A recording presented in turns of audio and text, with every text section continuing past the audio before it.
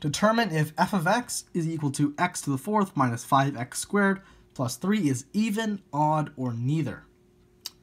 Now, remember, for it to be an even function, it means that f of x, the function itself, has to be equal to f of negative x, which is the same function, except we inputted negative x for x. And so here I'm going to write f of x. I'm just going to write it out.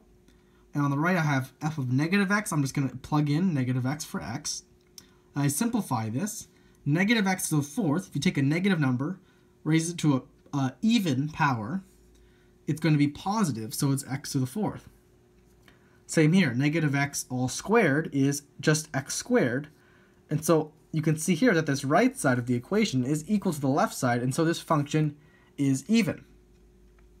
Now, if it's even, that means it's not odd, because except for very few exceptions, if a function can only be even or odd. It can't be both. But here's how you would test for it being odd. It has to be negative f of x equal to f of negative x.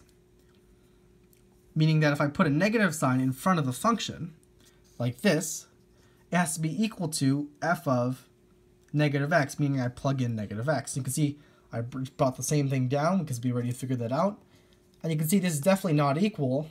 Negative x to the fourth, these two sides of the equation are not equal.